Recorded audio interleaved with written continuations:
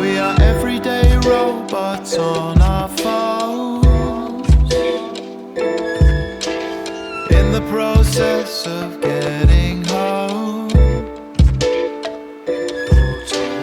looking like standing stones.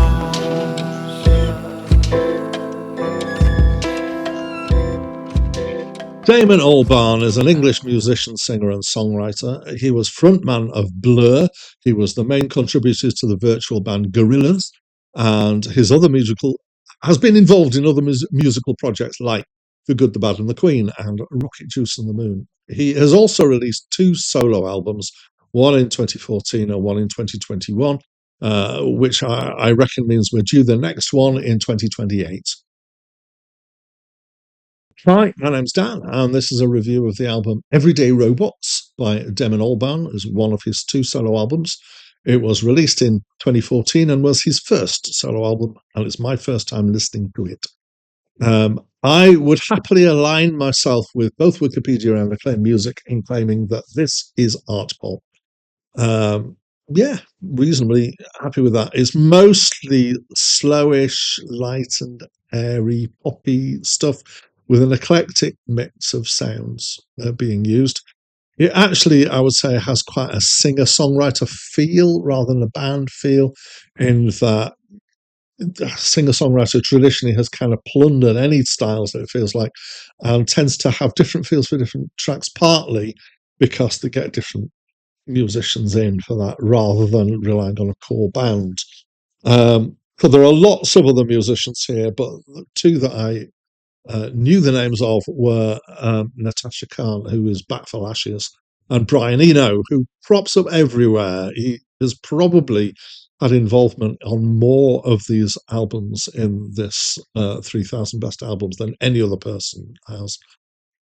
Also, not a group that I know of, but it's got vocals by the Leytonstone City Mission Choir.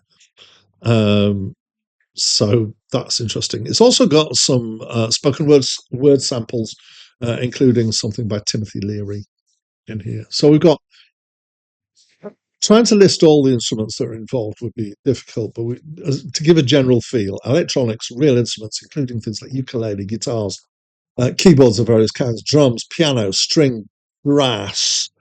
And again, I'm going to bring up that idea, the singer-songwriter ethos of just, whatever you want. You just go out and find someone who can play it or find some way of getting it.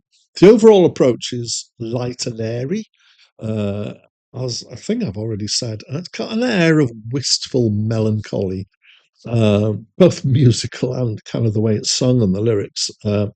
Often, still talking about the sound of it, there's some kind of gentle additional percussive noises, like someone messing about with some beads, not necessarily cleanly in time, but within the loop of the music. But then that adds to the feel of what's going on. It gives it a bit of an additional something. So I'm a reasonably good fan of Blur, and the reason, of course, to talk about Blur is this is Damon Albarn. And what I have tended to find with Blur is that I prefer their faster songs to their slower songs. Here, this is definitely slower songs, but I think that these are handled better than some of the slower songs in Blur that I've heard. And so they're done with nice pace and feel. It just kind of walks through it and relaxes into it. Damon Albarn singing, of course, he's got a very distinctive voice. I think it's nicely done for the nature of the music. He's got a little bit of a crack in there in his voice that works well. He's got a decent amount of expression. He's mostly singing fairly quietly here.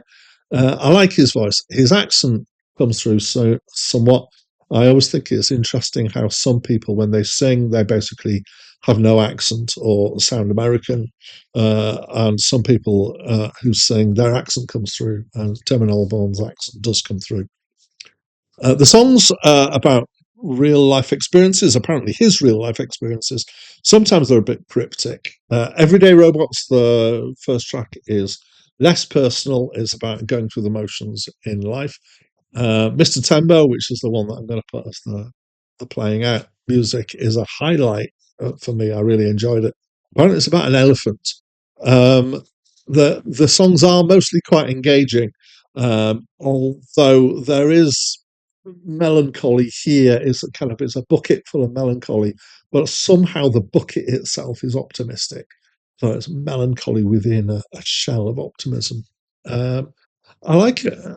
I think it's a rich and a strong album. It won me over. It's sensitive. It's nicely paced, and I enjoyed it quite a lot. Actually, I would definitely come back to this by choice, and I feel like more than that. I feel like it's an album that I would like to have in my life as a definite thing. So that's what I think. And as always, I'd love to know what you think. So please do leave a comment to let me know what you think of this album. And if you like the review, just click the like. That goes some way towards YouTube's algorithm of getting it in front of more people. So please do that. But that's it from me for now. In Chile, can I sing with you about Mr. Tembo and what he's got to do? But first I'm going back to the cold